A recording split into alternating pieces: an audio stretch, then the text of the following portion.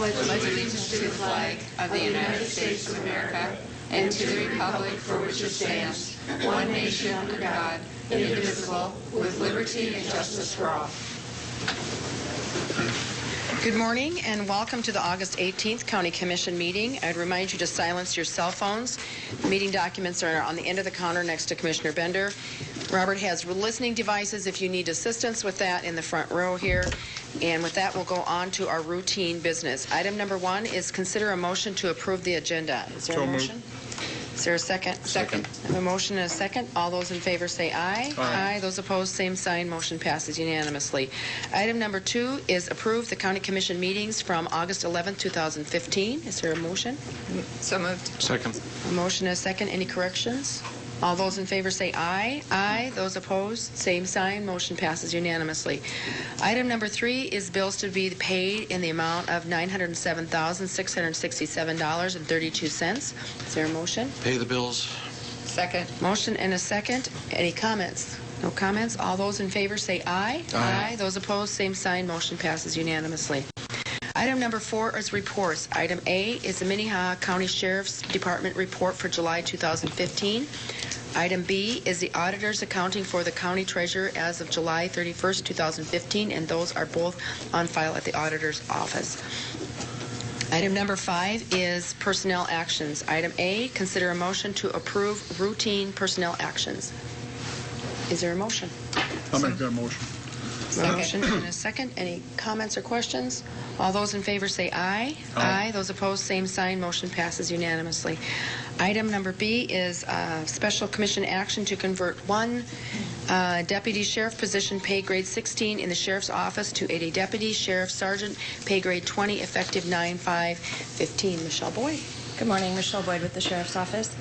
As you know, in the 2016 budget, we had made a request to reclassify one patrol position, a deputy sheriff, to a deputy sheriff sergeant in order to provide better coverage over the weekends. We have realized it would be very beneficial to us if we could do that effective September 5th of this year rather than wait until January. It's going to cost approximately $1,900 through the end of the year. We have the money in our 15 budget, so we would not need a supplement for that. But we currently have 4 officers that are in training, 3 are out in peer. 1 is in field training, but being down, those officers is putting a little bit of stress on some of our shifts. So we feel that being able to provide that supervision, especially over the weekends, would be very helpful. So we're asking that you would approve that in September 5th rather than January 1st. Okay. Is there any questions for Michelle? Is there a motion? I'll make that motion. Is there a second? Second. I have a motion and a second to approve. All those in favor say aye. Aye. Those opposed, same sign. Motion passes unanimously. Item number C is a special commission action to immediately convert 4 sergeant positions pay grade 20 in the jail to 4 corporal positions pay grade 16. Michelle. Periodically, we take a look at our staffing, and in the jail, as you know, we have a couple different levels of supervision, that being corporals and sergeants that provide our shift coverage. For a while now, we have been finding that it's very beneficial to have 1 sergeant assigned to each shift. It provides better consistency for the shift for 1 supervisor to run it, and then the corporals to take, 1 would be in charge of the jail, 1 would be in charge of intake. And by doing so, we are able to save about $40,000 in our operating costs, but also manage the shift in a more appropriate manner and makes it a little bit easier to know who your direct line supervisor is. So we're asking to make that change. We've been operating that way for a few months now, and we find that it operates very well, so we would like to permanently make that change. It's just a change in the auditor's office as far as our authorization. Okay. Is there any questions for Michelle? Is there a motion? I'll make a motion to approve. Is there a second? Second. A motion and a second. All those in favor say aye. Aye. Those opposed, same sign. Motion passes unanimously. Thank you. Item number 6 is applications for abatement. There are none. Item number 7 is notices and requests. Item A is the East Dakota River Development Notice of Meeting at 10 a.m. Thursday, August 20th, 2015 at the EDWWD office at 132B Airport Avenue, Brookings, South Dakota. Item number 8 is planning and zoning notices. There are none. Item number 9 is petition for compromise of lien. Jeff Barth.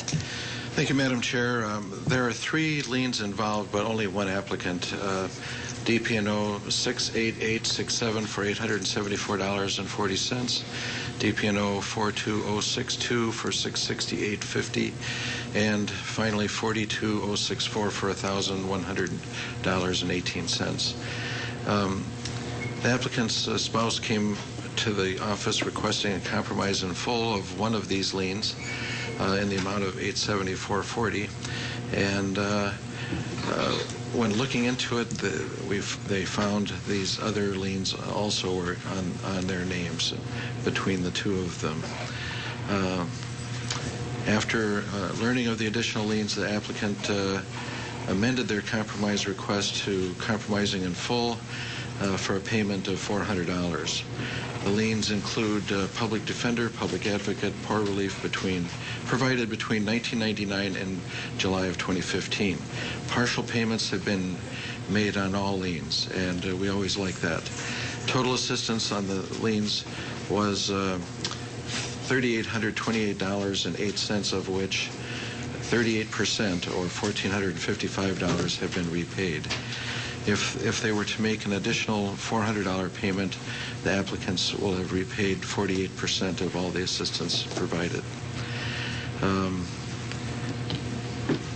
The applicants hope to purchase a home sometime in the next 2 years and need to take care of these liens. They have been in contact with a lender who advised them that they may qualify. A year from now, both are employed full-time and have 4 children. Their 2014 tax return lists an income of $47,054 with a refund of $6,610.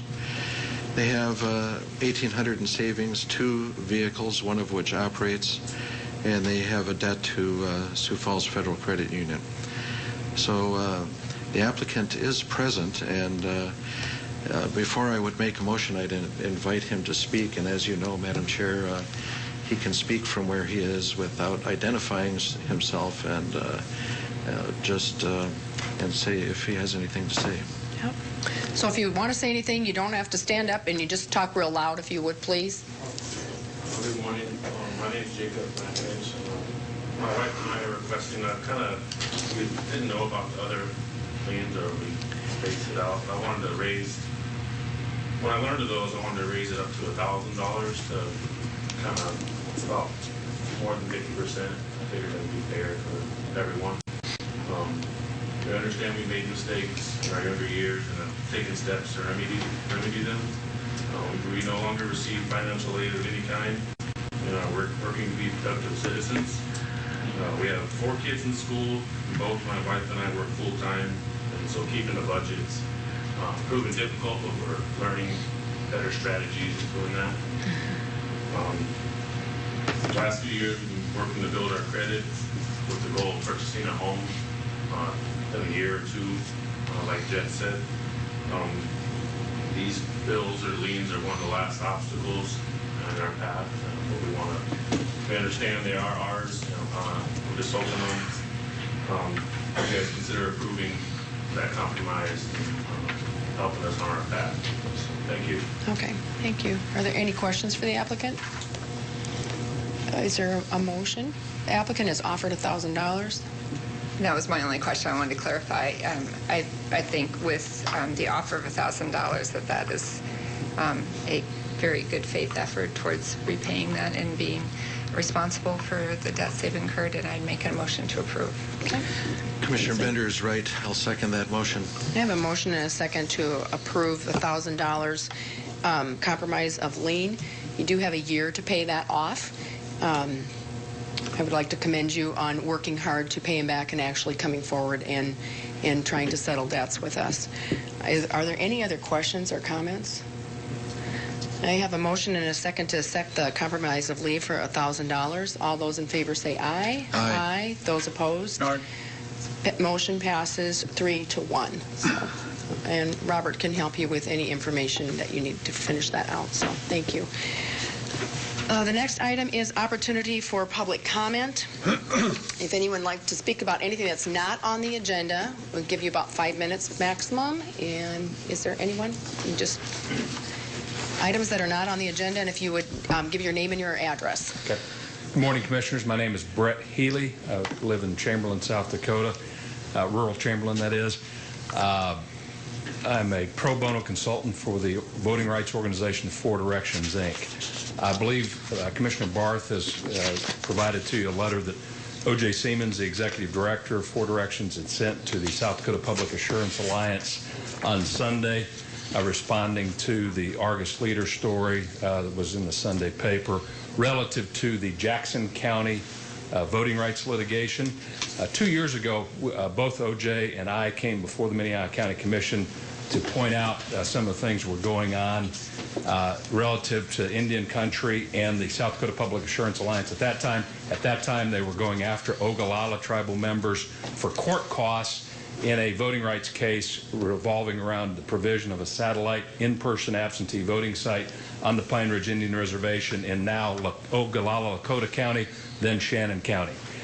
We thought that was inappropriate, frankly immoral at that time, and just pointing out to the Minnehaha County Commission as one of the biggest taxpayers into the South Dakota Public Assurance Alliance that perhaps those funds weren't being used wisely. Similarly, another part of the Pine Ridge Indian Reservation, the south half of Jackson County, used to be the old Washabaw County until those counties merged in 1983, wholly on the Pine Ridge Indian Reservation.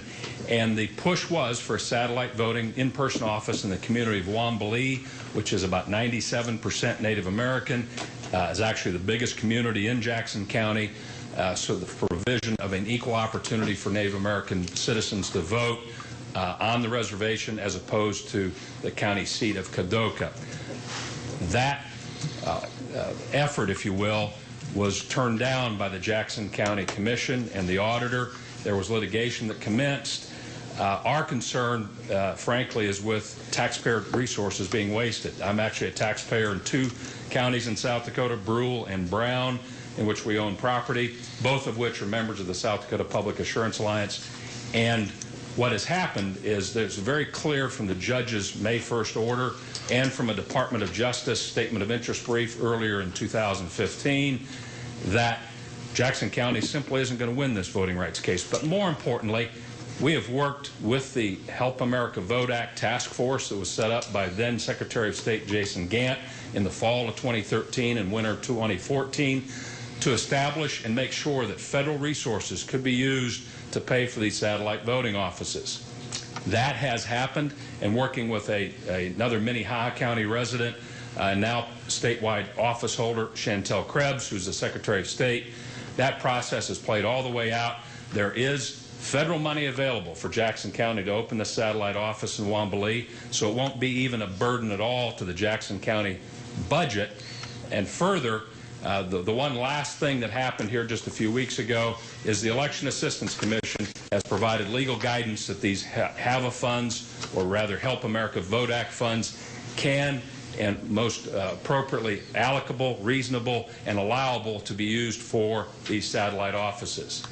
As you may know, in South Dakota, race relations still have a tinge of tension, more so perhaps in the western part of the state than the East River, but nonetheless, we all participate. Over 400 municipal and county county governments are a member of that South Dakota Public Assurance Alliance. Folks, these voting rights cases can get very, very expensive. It's time simply for the South Dakota Public Assurance Alliance to exercise some prudent risk management and, frankly, strongly encourage Jackson County to quit this fool's errand of thinking that they are going to beat the legal rap here of not providing equality for their citizens that live on the reservation. And it is, as I said, a taxpayer waste of money. I have had conversations yesterday with one of the members of the board.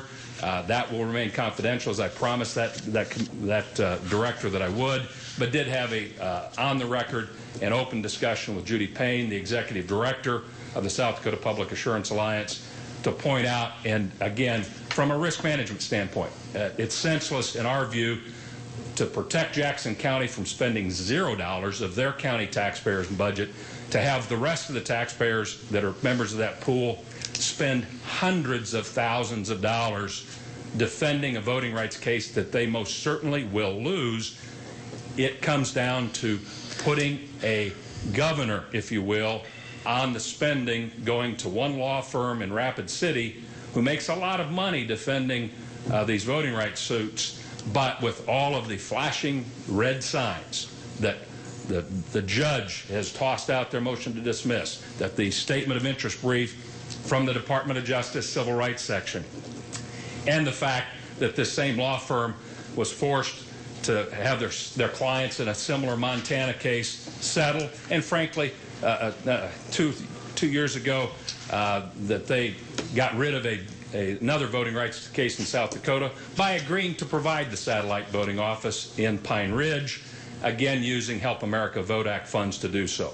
We view it again as an affront on native voting rights first and foremost, but secondly, for taxpayers in South Dakota, a very foolish expenditure of dollars that is much better spent. We encourage you to at least reach out to the South Dakota Public Assurance Alliance and ask what their risk management strategy is relative to this case.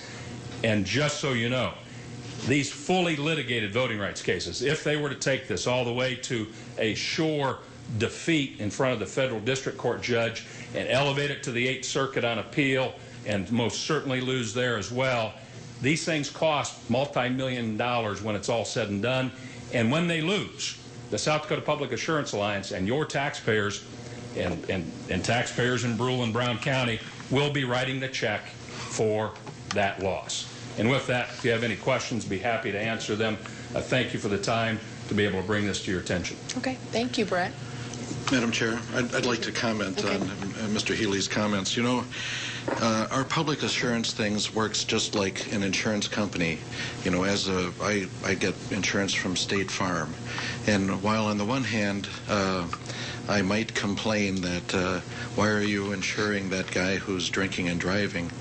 In this case, we have somebody that's intentionally drinking and driving, intentionally running up these costs, and similarly to a indigent drunk driver in Minnehaha County who gets a public defender at no cost to himself. He may want to take it to the Supreme Court, but it's a waste of our taxpayers' money. You know, the satellite voting thing, they have one in Wall. Pennington County has a satellite voting location in Wall. Do you think it's there to help Native Americans to vote? No, it's to help their citizens to vote. And that's what we're talking about here as well. Now, it may be that you know, the 51% of Native Americans in Jackson County would like to maybe elect a commissioner or two, and it may be that the fact that they don't pay taxes based on being on the reservation upsets people, but they're American citizens just like us, and it really, the idea that this county is intentionally driving this racist anti-voting platform forward is very irritating to me, and the fact that Minnehaha County people have to pay their lawyers to fight it for, in the end, no good result. It makes me a little crabby. Thank you, Commissioner Barth. Thank you. Thank you. Are there any other public comments? Okay, with that, we'll move on to regular business. Item number 10 is a public hearing to consider the request of the rezoning of number 15-05 to rezone from the A1 Agricultural District to the C Commercial District property, legal description as Tract 3 excluding H1 and excluding south 260 feet of the west 300 feet, Krell Addition southeast 1/4, southeast 1/4, section 36, township 101 north, range 51 west, Wall Lake Township. Kevin Hookman. Good morning, Kevin. Kevin Hookman, County Planning Department. As you just heard, this is a rezoning request that is being brought before you. And the property is located approximately 3 miles west of Sioux Falls and adjacent to the south of the Wildwater West Amusement Park. The petitioner would like to rezone this property about 20 acres. The property is about 20 acres. The petitioner would like to rezone approximately 18 of those acres into commercial, so it's currently zoned as agricultural. The south 260 feet and the west 300 feet will remain agricultural zoning district in order to maintain and building eligibility on the site. And the site is located along the highway, the South Dakota Highway 17. There is a portion of the site that does meet up with it. However, the access will likely be off of a township road just to the south there. The Planning Commission voted to recommend denial of this rezoning with a vote of 3 for the denial motion and 1 against the denial motion. A couple nearby property owners spoke about with concerns about the project at the Planning Commission meeting. These concerns range from traffic to drainage to the presence of people because of the proposal to have a reception hall. They were concerned about intoxicated people on the coming and going from the site. However, we are voting here today on the rezoning and not the land use. It's the actual zoning of the property. And I'll go over.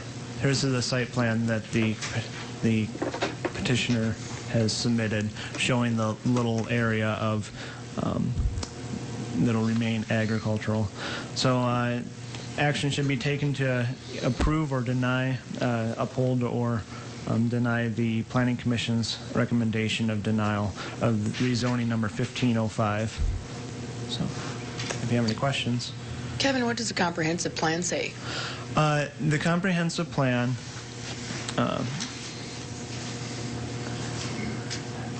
does state that we should put these sorts of requests into what is the rural service areas.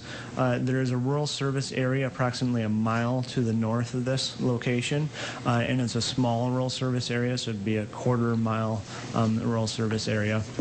And it does also strongly discourage what would be strip-style development along highways, where you have commercial development along the highway and then goes right to agricultural just from there. So we want to try to encourage clustering of commercial type developments.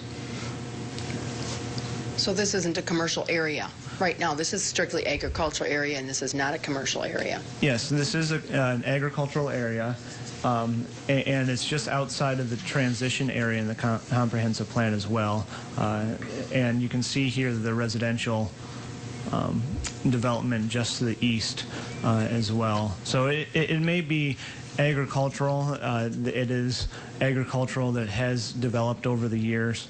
Much of it was prior to the comprehensive planning of recent planning. So. Is there any other questions for Kevin? Madam Chair, I would just point out that Wildwater West is zoned agriculture. Are there any other questions for Kevin? I have one, Kevin, when the comprehensive plan was adopted, was pre-existing usages like Wildwater West, were they considered when you were determining what was commercial and transitional and agriculture? Yes, they were considered. Some these areas where there's pre-existing commercial uses were considered to be good areas to continue to grow. Others were considered to be, you can leave it there because it's in a pre-existing use and just kind of let it be at that. Wildwater West has had several expansions, and they continue to kind of grow a little bit every year with new slides, new park expansions. It is definitely a commercial use in the ag district. So, any other questions for Kevin?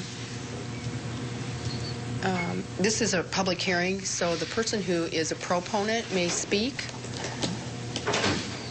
Can you give your name and your address, please? Can I approach? Mm-hmm.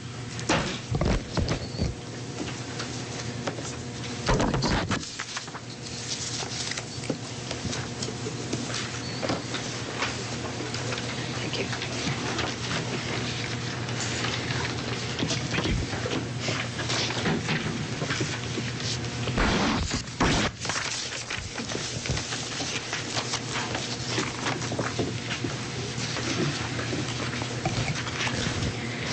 Good morning. Good morning. I'm Amanda Nelson, and joining me is my husband Josh Nelson. We live at 204 Park Drive in Lenox, South Dakota. As Kevin stated, we are requesting to rezone the property discussed and shown to commercial. Though the planning board recommended denial, we had expected this as the land is outside the comprehensive plan. Our plans are to build an event barn and rent out for family reunions, corporate meetings, weddings, or any purpose where the space will be needed. The picture shown, as you guys can see up there, this is a picture of what the facility will look like from the outside. As you can see, it'll be a very beautiful and elegant facility. We'll be adding driveways, parking areas, landscaping such as patios, trees, rock features, and large flower gardens. It is necessary for the success of our project to have adequate land amount to create a country view and enhance the overall atmosphere we are trying to achieve, yet located near the amenities that Sioux Falls provides, such as hotels, restaurants, and churches. Our proposed property is only 1 mile away from the current rural service area, and our plan is one that will only work beyond this rural service area. After surveying all the spaces outside the Sioux Falls city limits, it is our opinion that this is the best area for the business of this type, and there's no other better location.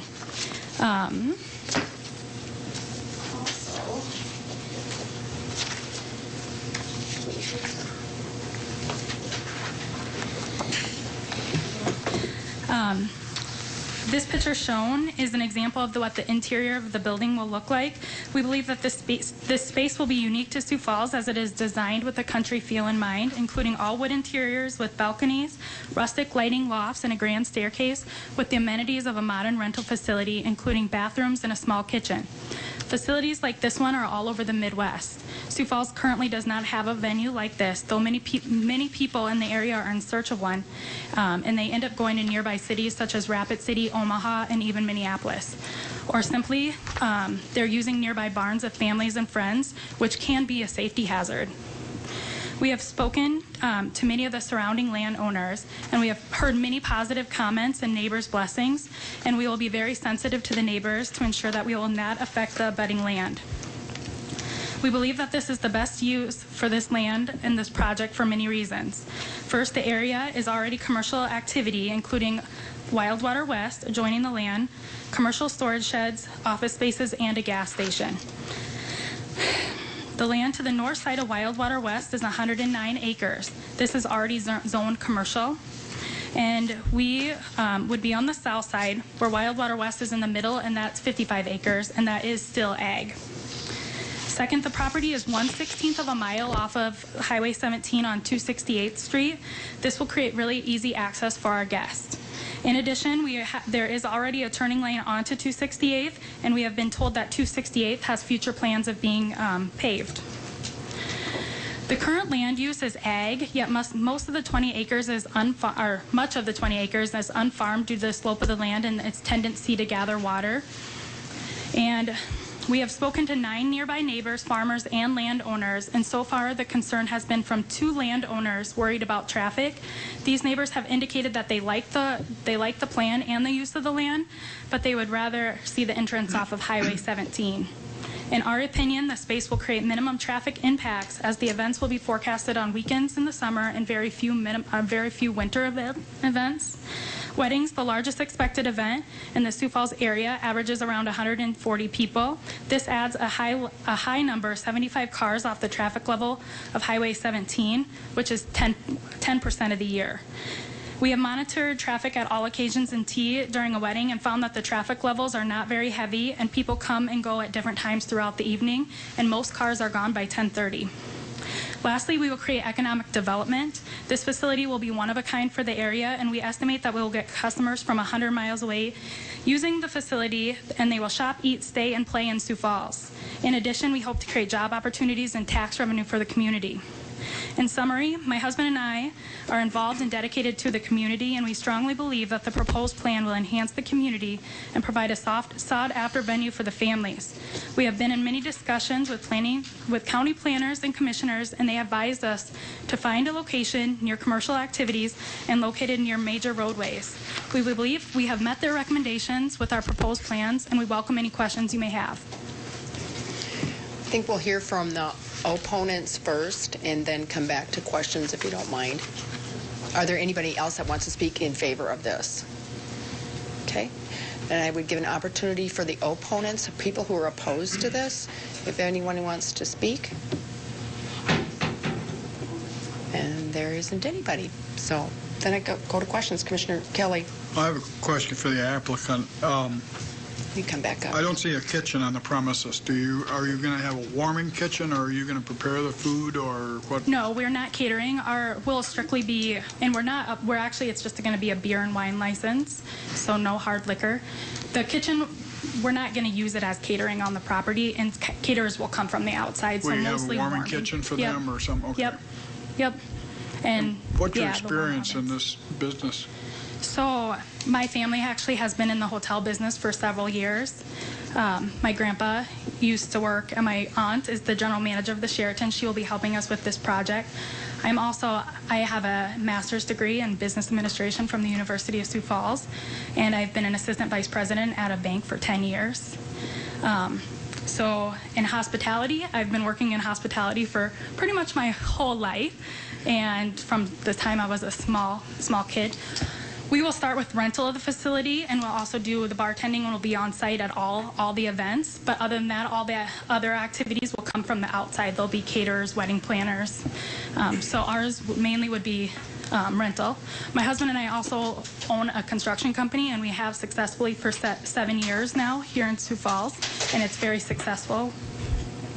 So, and your entrance is going to be off 268. We are. Would like to get it off of Highway 17. That's going to be determined upon DOT approval. Would that be your preference? Yeah, but it'll be up to DOT whether or not you can get a curb cut there. Is that? Yes. Yep. If they'll allow an approach, otherwise it'll have to come off of 268. Have they expressed any concern with that, or? He said he didn't know. I'd have to turn in the application and go through the whole process. Okay, thank you. Okay. Any other questions or comments? Okay. I don't think there's any. Is there a motion or discussion? Madam Chair, clearly this is a little bit of an odd area right there, right next to Wildwater West. And, if you were to compare this to some of the other facilities we have in agricultural areas, for example, let's say a winery, they have events, large events, and yet there's in the agricultural area. I really don't see this as being that greatly different than the type of facility that should be next to a residential area, next to a Wildwater West. The entrepreneurial attitude needs to be part of our culture in this county. And I think, innovation, growth, it's going to happen. And I don't think this is against the characteristics of our county. And so my tendency is to support this, and I did support it at the Planning Commission. But I'd like to hear from my fellow commissioners. Commissioner Kelly. Well, I think it's a great idea. I'm a little biased because 25 years ago I would have done the same thing. I saw a need for it even back in the early 90s, that this type of facility, we've got some around town, but as far as getting wedding dates and finding places for weddings, it's most difficult. It's worse now than it ever was. And the fact that the 109 acres north, does that take it all the way to the gas station? Yes. I believe so, yeah. There's a gas station, a small Yeah. building to the south of that. Okay, so, I mean, that whole corridor is, and you got to call Wild West commercial, even though it's, so I see absolutely no problem in this, and I'd have a motion unless somebody else has a comment. I'll clarify. There's this section right here of. We don't have a picture, Can't see it. Kevin. You can give us a picture.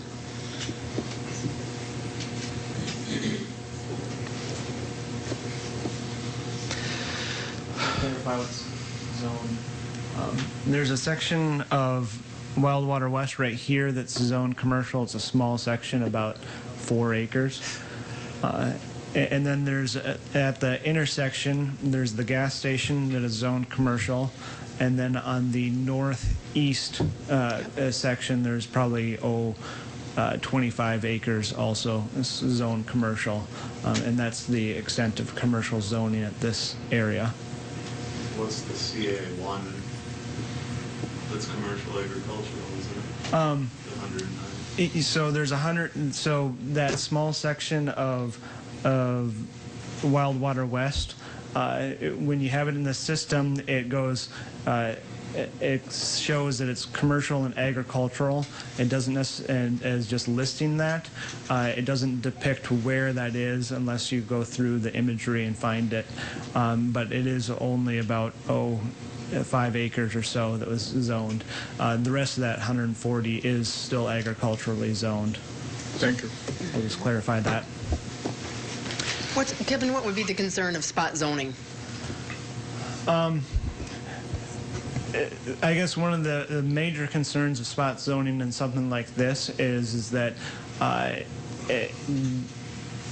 you can get other growth that may not be developed or may not be wanted. As a commercial operation here, if these guys have a good intention of having a reception hall, but if something happens that they aren't, there are a number of different other commercial type activities that can take in that spot that may be less desirable for the neighbors or less applicable. So that would be the concern for spot zoning.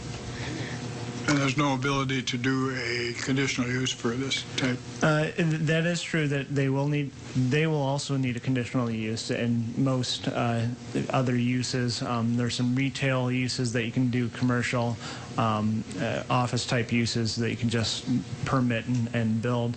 But there's a lot of uses that do require a conditional use permit. That is true. I wonder if Commissioner Kelly was asking, can we put a condition on the rezoning of this? You can't put conditions on zoning. Yep, can't. But they will have to go through a conditional use process, so they will. So whoever put it on there Yep. would have to anyway. Yep. Okay. Are there any other questions? I don't think so. Is there a I have a motion? motion, and I'll have a motion to overrule Planning Commission and approve the rezoning. I'll Is there a second it. A motion and a second. Are there any other comments? Yes, I've kind of stated my comments. I do think we have an obligation to make a proper blend through the county. This is an area that even though it's, 3 or 4 miles away from the city, it's coming in slowly, and I think, Highway 17, I'm very hopeful that they can get the entrance off of 17, and that would satisfy those 2 homeowners, I think, down there. But I would encourage your vote yes on this. I'm going to support it. I didn't think coming into it I would support it only because I like the fit of what it is. If it was a gas station, I don't think I would even consider it. And it's next to Wild Water West, and I think they've made a good argument, and nobody even opposed it. So I'm a little surprised at that. So I'm going to support it, even though I still have a little concern about doing it just because it is spot zoning, and I don't necessarily agree with spot zoning at all. I do think it's probably a pretty good location for what they're particularly putting up there. So that said, I have a motion and a second on the table. Any other comments? All those in favor say aye. Aye. Those opposed, same sign. Motion passes unanimously. So next step. Thank you. Yep. Item number 11 is a public hearing to consider application for a special events on sale liquor license for a farewell to Hussett's concert, and that application has been withdrawn after publication of the public notice. So we will go on to item number 12, which is consider a motion to approve the professional services agreement between Minnehaha County and Barry Dunn for development of a request for proposals, the RFP for Enterprise Resource Planning System. Monty Wattenberg. Good morning, Commissioners. Monty Wattenbach with Minnehaha County IT Department. I have provided you with an agreement from the consultants Barry Dunn to guide Minnehaha County through a request for proposal process to help us select a new ERP system, which is really kind of part of our accounting, payroll, tax, land management, to name a few components for the county. I do feel that it is a good idea to work with a consultant such as Barry Dunn, specifically Barry Dunn on this project, due to the core critical nature of this application. This is not something that we're just going out and purchasing to use for the next couple of years. This is a very critical decision for our county, and it's the different software components that really run our county. It's not just a side little piece of software. This is critical stuff. It's critical that we do this in the right way, and when we utilized Barry Dunn in the past for our needs assessment planning, or our needs assessment and action plan. I think everyone at the county that was involved with that project was very impressed with their level of understanding of those core accounting applications and their understanding of just accounting in general. So they were very good to work with. One of the documents that I did provide you with kind of talks about all the different things that they would do in that process, from facilitating vendor demonstrations to coming up with the list of requirements, working with the county to figure out what pieces that we've already developed that we would integrate and what pieces we might have to work with the vendor to purchase from a vendor. So a lot of different moving parts here. It's a very complex project. And like I said, I highly recommend utilizing them for this service. I will point out that the funds utilized for this will come out of the IT department's personnel savings. As you know, that requires your approval. So this is both asking you to sign this agreement with the understanding that it will be paid for with IT personnel savings span across both this year and next year. Currently have an open IT programmer position, and we utilize those salary savings to fund this RFP project. Questions? Any questions for Monty on this? Commissioner Kelly. Monty, I'd kind of liken this to building a small building when we get all done doing what we have to do. So, or like in the highway department, we have no component. We hire the engine, we hire people at the beginning and then in the middle, and then and then do the highway. So am I right in thinking, this is kind of just part of the process of what's going to be a project that'll be good for 30 to 50 years probably? Is that? Yep, I agree. It is a part of the process in selecting the right software vendor. As far as the time frame, I hope it's my career here at the county. I'd rather not go through We do too. twice. Because there's a large investment. So I like to think of large software projects as a minimum of 10 years.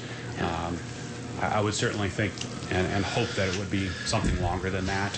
Our current software that has been kind of developed over the course of time has probably been in place 20 years. Really, most of our systems, core accounting, they've evolved over time.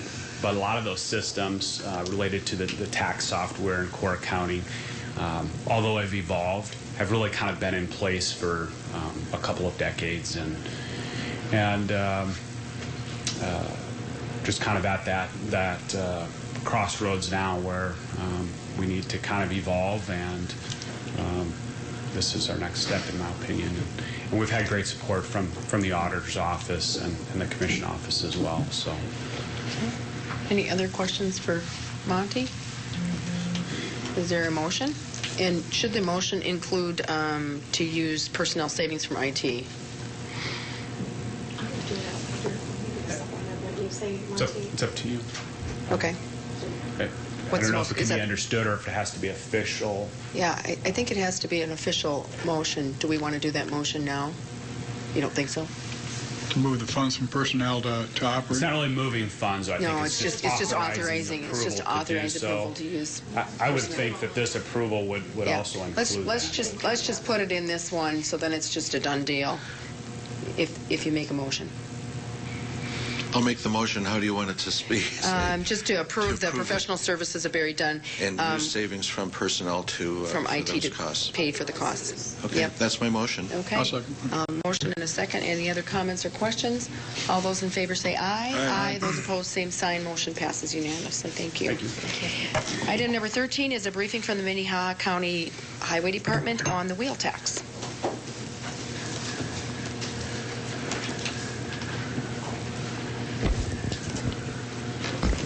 Good morning, Commissioners. DJ Boothie, Highway Superintendent. Today, I plan on giving you a short briefing on the county wheel tax. Approximately 5 months ago or so, the state legislature enacted a highway funding bill. It was a pretty big bill that you guys are all very well aware of. A piece of that was an increase in county wheel tax, and there was a piece of it that increased 25% potentially if counties chose to go from the $4 maximum to the $5 maximum per wheel. And then there was also a piece that had an increase from the maximum 4 wheels to maximum 12 wheels. And they didn't really know how much that would potentially increase throughout the state because their software didn't track the number of wheels over 4 on registrations that had been completed in the past. The state requested that treasurer's offices start tracking the number of wheels on their registrations of their trucks so they can develop some estimates here in this first year. And so they're working on that. They've given us an estimate just a few weeks ago that in 2014, vehicles up to 8 wheels, above 4 wheels but less than 8 wheels, there was about 4,200 of them in Minnehaha County. And so we're at a $4 wheel tax. If you would do the math on that, it would allow for an increase of about $21,000 annually. So not a huge increase there, but it would allow you to tax the larger trucks and not just the 4-vehicle cars or 4-wheel cars. An increase going from $4 per wheel to $5 per wheel would be about a 25% increase on our existing wheel tax, or it would amount to about $811,000 annually.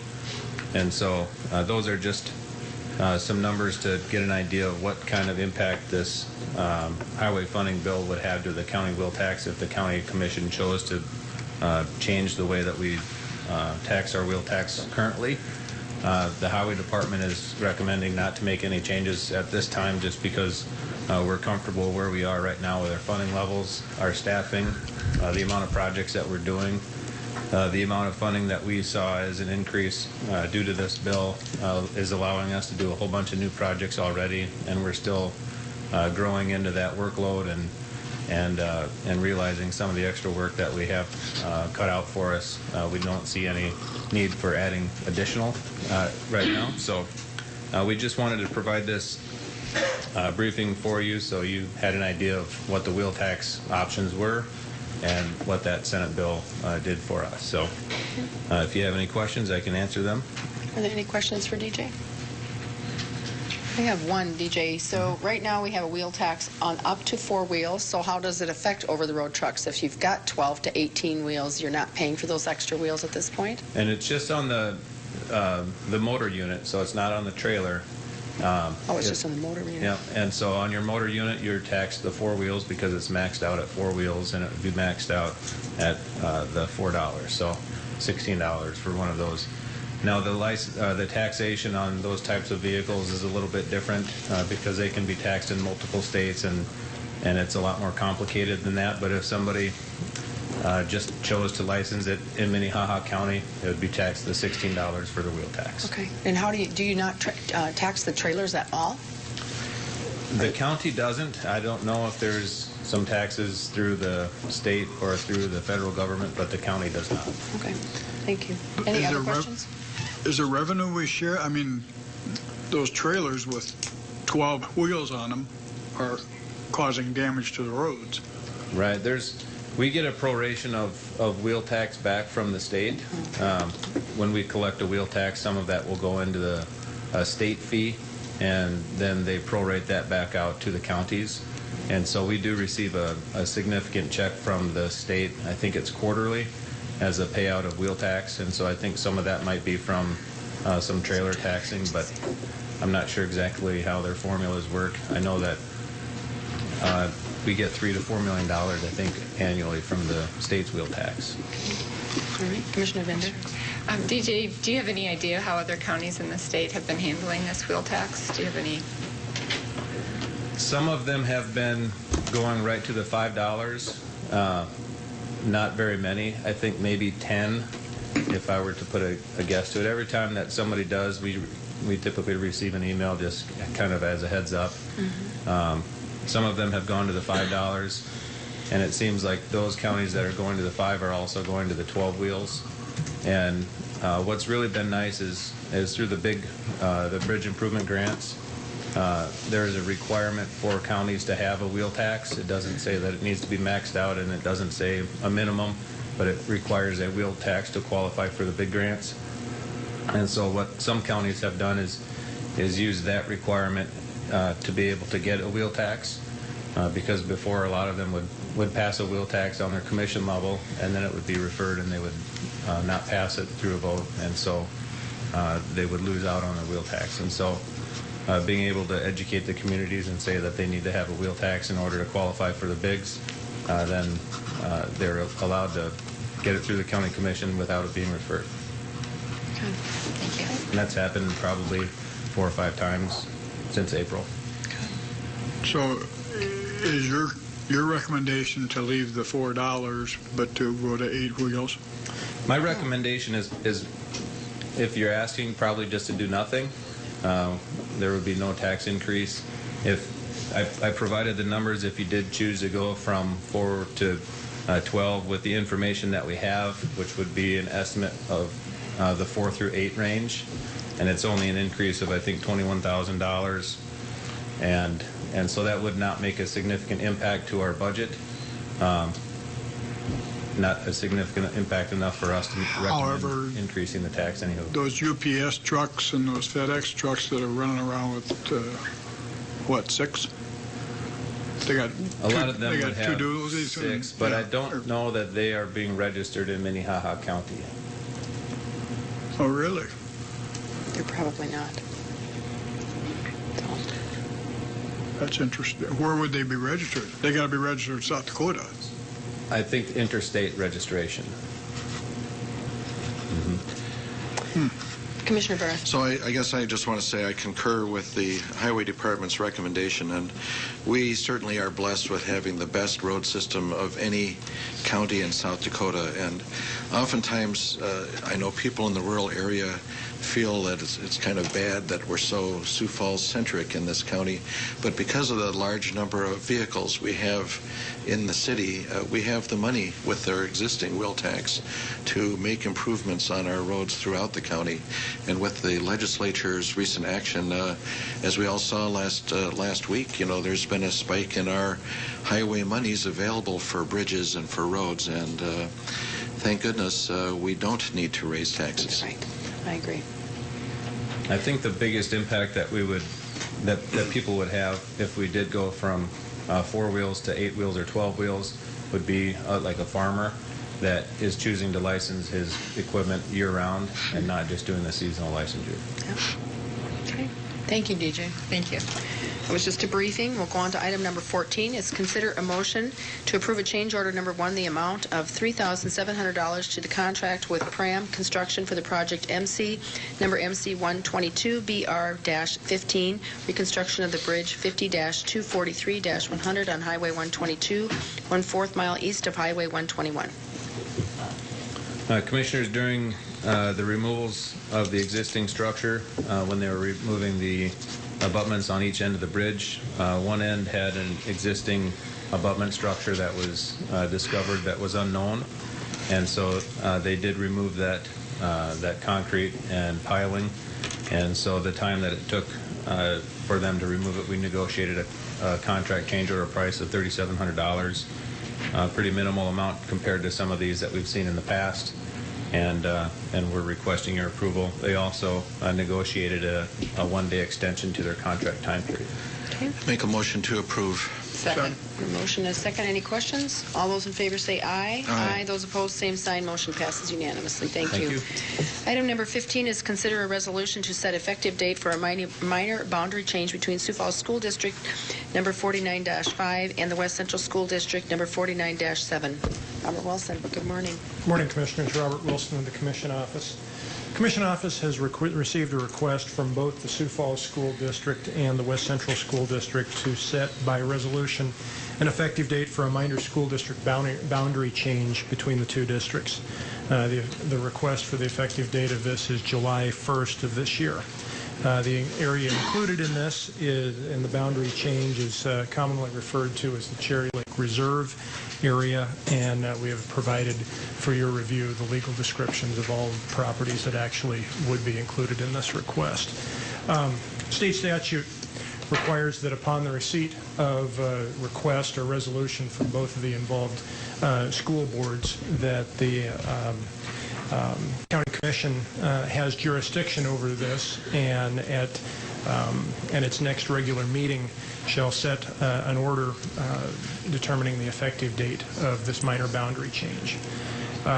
This resolution follows actions by both districts to execute a tax sharing agreement, revenue agreement for the Cherry Lake Reserve Edition, as well as follow-up resolutions by both districts to clarify the legal descriptions of the properties to be annexed. Bring that forward for your consideration. Any questions you have, but that is the request from both school districts for minor boundary change effective as of July 1st of this year. Are there any questions for Robert?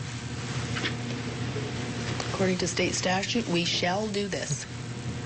So I make a motion to approve. Second. I have a motion and a second. All those in favor say aye. Aye. Those opposed, same sign. Motion passes unanimously. Item number 16 is consider a motion to accept proposals and authorize chairman to sign contract with AVI Systems for communication meeting room audio and video upgrades in the amount of $48,788. Commissioners, in recent months, it's been increasingly difficult for the Commission office to maintain the audio and video system that we currently use here in the Commission meeting room, to the point that we have, in some cases, just not been able to find replacement parts when individual items go out. We used to have a working microphone in front of the Commission recorder, and when that one failed, we simply were not able to find a replacement for it. This equipment was purchased in 1998, and it is tired. In addition to just the age and our issues that we're dealing with, this also has a direct effect on our local government partners at the City of Sioux Falls and the CityLink. As you know, we broadcast our Commission meetings live, and then they are also rebroadcast several times through the week as well.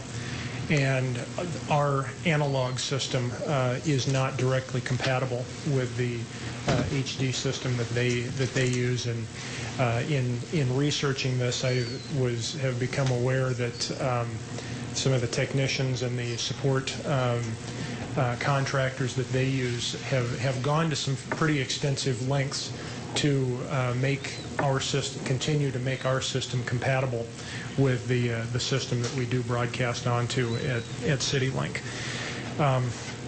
Based on this, the Commission office solicited a couple of proposals, 2 proposals to upgrade the system from vendors who do have a familiarity with our system. One is the vendor that services the CityLink audio and video systems as well as their transmission systems, and would have a great working knowledge of the things that we would need and the requirements for a compatibility between the 2 systems, and to make a real seamless flow of information and a transition from the signal and from our point over to CityLink. And then the second vendor we approached is one that has recently installed and maintained an ADA compliant hearing system that we use here in the Commission meeting room. And both those vendors did submit proposals. Both proposals have been reviewed by both our office as well as CityLink staff and their technicians who help us maintain this system as well as possible. And the Commission office is recommending the proposal by AVI Systems Incorporated, and the cost on that project or that proposal would be $48,788. That is more expensive than the alternative proposal, and the comment from CityLink technicians as they reviewed that was that that is the system that provides the full functionality of what we are looking for here. That if you are going to consider the alternative proposal at a lower cost, that there would be an additional number of additional a la carte pieces of equipment that would need to be purchased as well to make the system fully functional as we are looking for. And I can tell you these proposals are not these do not have all of the bells and whistles on that you could look for in some of these systems. You can go pretty advanced on some of these, and our goal in doing this from the beginning really was simply to replace what we've got. This would be standalone microphones in front of your desks. This microphone would stay the same. It would be HD cameras and equipment, but essentially the functionality would be the exact same thing as what you have right now. Now the building fund for 2015 does include $5,000 for Commission meeting room upgrades, and then the provisional budget for 2016 also includes $45,000. I can tell you also that Ken McFarland, working in his part-time capacity, continuing to assist with the preparation of the 2016 budget, has advised that he believes and is very comfortable that this could be paid out of existing funds in the 2015 building fund budget. So, and it is based on this. It is our recommendation to accept the proposal from AVI for the upgraded audio and video equipment, and I would stand by for any questions. Any questions from Robert? Commissioner Heiberger, I guess I have a question and a comment. Just to clarify, what we're getting is more a upgrade of the 15-year-old system that we have, and it's not necessarily, we're not trying to match exactly what the City of Sioux Falls has. We're not going to that level of sophistication. In my short time here at the county, there's lots of issues like this that seem to come up where frankly, budget is tight. I think this is an expense that has been brought up fairly repeatedly, and I know that Mr. McFarland was a strong proponent of this, and it's a question a lot of times of what kind of service do county taxpayers want.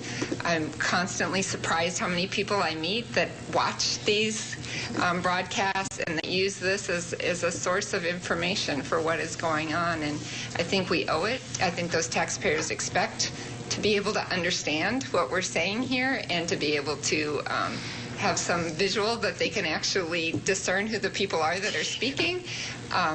And I don't like to spend money any more than anybody else. I particularly, have it, would rather spend money that is a direct service to somebody, but I think that many people feel this is a direct service to them, and so I would be a strong proponent of doing this.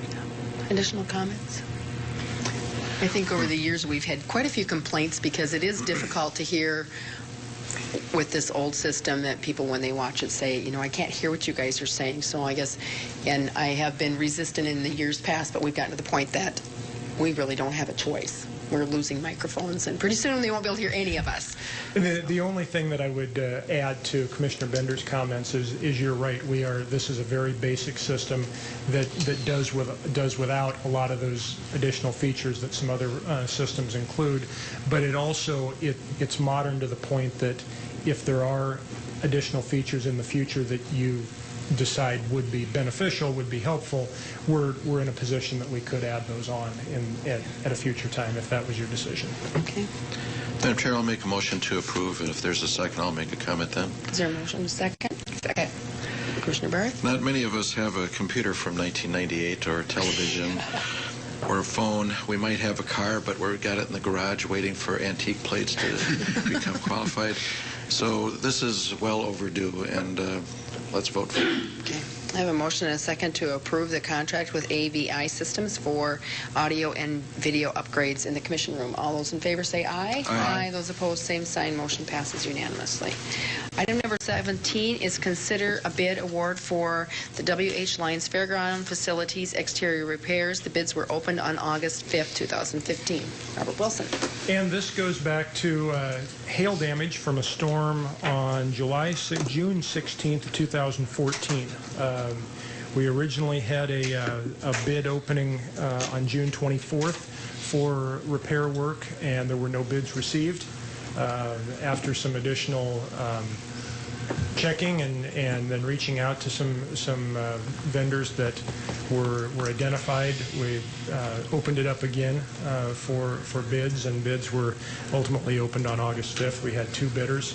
The low bid was Wildcat Roofing out of Nebraska with at a bid amount of $139,527.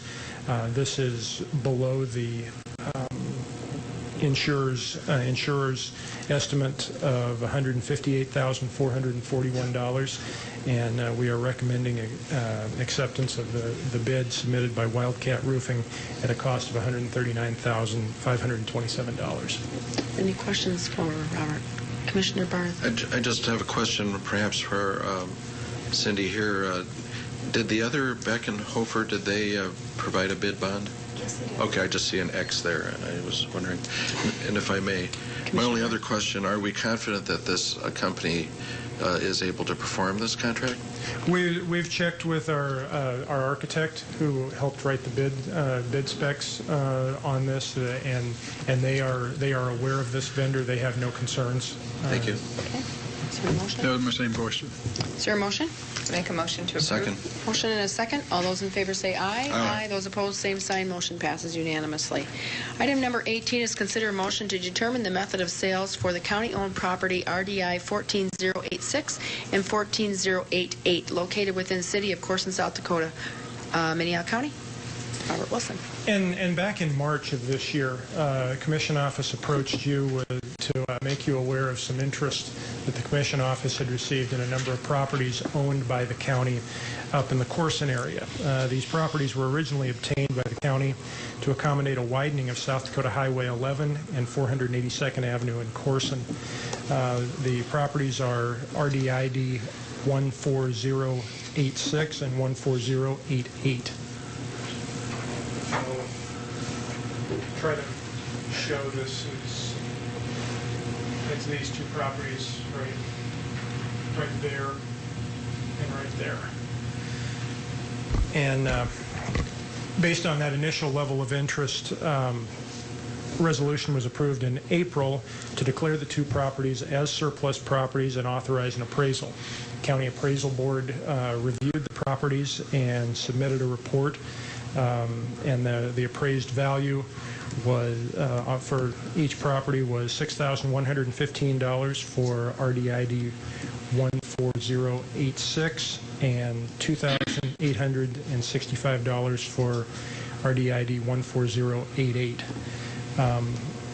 At that time, it was determined that a method of sale would be considered at a later date. And that's what we're bringing forward for your consideration today. Per state statute, you have three options if you were to consider a method of sale. And one is sale by sealed bid, another is sale by public auction, and then the third option is to consider sale by enlisting a broker to list the properties. So that is what we bring to you today is a consideration of an option to sell these properties, and look for your feedback. Comments? Question?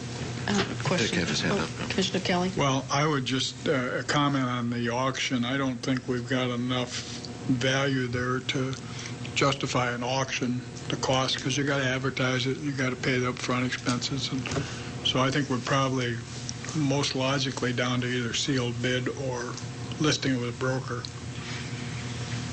Commissioner Parth, did you have a comment?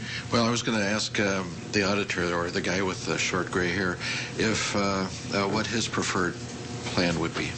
I would think we'd have to advertise regardless what we do. So the advertising is already going to be there. But thanks, Commissioner. Bob Litz from the Auditor's Office. I just wanted you to know that probably the third week in September, we are going to have our annual tax deed auction sale down in the mezzanine of this building. So if you wanted to put that on there, we'd be happy to accommodate you. So the cost wouldn't be a factor then, would it? No, sir. Okay, I think that would be the best way to do it. It's good. It will be noticed then, because that'll go out with notice of all other properties that are available, and it would be auctioned. I'll make that motion to do that, and unless maybe someone with more experience in real estate has a thought. I have a motion and a second to approve an auction. It would go on, I don't know what auction you called it. Tax deed auction. Oh, okay. Have we declared these as surplus yet? We have done that already? Okay. Yep. All right, I just want to make sure. Okay, Thank you. I have a motion and a second to put this on the tax deed auction. All those in favor say aye. Aye. Those opposed, same sign. Motion passes unanimously. Item number 19 is liaison reports. Are there any liaison reports? I did meet with the Public Defender's Office this morning for a brief meeting, and the Gideon's position that we approved has started this week. And then also they were asking again, they came forward about a year ago and asked for incentives for drug court and did receive some from the public. So I'm just putting it out there again if anyone wants to contribute to incentives to drug court. When people make their steps in the program, they are awarded by getting to draw something out of the jar. And they might be as a McDonald's gift certificate or something. There were small things, or it might be a coffee drink or something. But anyway, there were quite a few, I think, given last time, and so I just said I'd bring it forward again that we are looking for donations to that cause. So, no other liaison reports. Is there any new business? Is there any old business? I'm just going to bring up a little old business. Did you have something, Commissioner Kelly? No. Oh, okay. I was getting ready to. You were getting ready to make a motion to quit. Just Commissioner Bender and I had talked just briefly a few weeks ago about the convention that we had gone to in North Carolina and really hadn't had a chance to talk about it at that point. And so we did sit down this last week and visit a little bit about what we had done at the convention. And so just wanted to share just a couple more minutes of what we did. I think one of their major goals or initiatives at that convention was to talk about the Stepping Up initiative, which we have talked about at our joint meeting with the city, and also talked about here the last time that Gene and I talked about convention. And I would like to see us, if there's interest, to put that on the agenda to approve the Stepping Up initiative. I think we're already starting to make some of those moves towards that, and I think the sheriff would be agreeable to continue to work towards the Stepping Up initiative. And so with your not of approval, I would put that on a future agenda to just approve that resolution. There's information and webinars and technical support online to continue to work through the Steppin' Up program. So, and then the other one, I attended quite a few. There was a lot of different seminars, but I attended quite a few different ones on the Criminal Justice Coordinated Council. There's a lot of different councils out there that work with jail reform, and that's what this particular council did. They had several different counties that used this CJCC in their work. And so I attended quite a few of their different seminars and was very excited about what they have. Some of them will give you technical support if you go the direction of what their reforms are. I've talked to the sheriff, and we are doing quite a few different reforms. We continue to work on that as we're looking forward or projecting forward to building a new jail to replace our corrections center. They just talk about, putting together councils and having standing meetings and task force groups and experience and having technical support. Some of that stuff we already have in place, and we will continue to add volunteers or staff as needed to those different avenues. It was very interesting. It's definitely the way that the nation, I think, is going, is with jail reform, and I think that we're right on the edge of working towards some of those things. Did you have anything else, Jean? Commissioner Hager, I just had a couple of comments. We did try to divide and conquer, so we didn't try to overlap too much on the different sessions that we went to. But I attended some different sessions on the Stepping Up initiative, and I've heard and been interested in reading different stories that have been in the Wall Street Journal recently. There's a lot of interest at the federal level as well. I think everyone is recognizing that there's a lot of mental health issues that are being dealt with probably inappropriately through the criminal justice system. It's not what criminal justice folks are trained in dealing with, and it's not really providing services to help keep those people, get them healthy and keep them out of the criminal justice system. So I was very interested in those and think that that's definitely something that we would want to be involved in. And then just to kind of piggyback on what you said about the coordinated council, we heard some very impressive presentations where these groups have gotten together, and it's just like anything. When you want to accomplish something, you need to get all the people at the table that influence the process. And I heard some very impressive presentations from a couple of judges down in the Charlotte area who've been, part of this process, skeptical at first, but were able to really see the value of being part of the process and utilizing some of the tools that can be available to help judges in the process of deciding where's the appropriate level for somebody who's coming through the system and whether they need to be in jail or can be released, and have seen some very impressive results as a result of that. But it's just a matter of getting a lot of very busy people to take time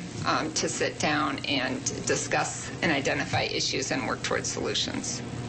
On the mental illness side, it was at one presentation where they talked to county has put together a building similar to our safe home, but it deals with mental illness people specifically, and they have had good results with that, keeping them out of jail, keeping them out of the hospital, and keeping them housed. And I thought that was very interesting because it was basically the same kind of setup we have with safe home for our alcoholic people. So where was that?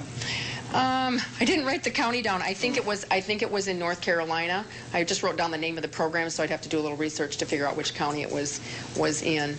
But that was the same kind of issue. So, is there any other old business? Okay, with that, I guess we'll go to executive session for personnel and possibly contract. It's my motion. Second. Motion and a second. All those in favor say aye. Aye. Those opposed, same sign. Motion passes unanimously. We are adjourned.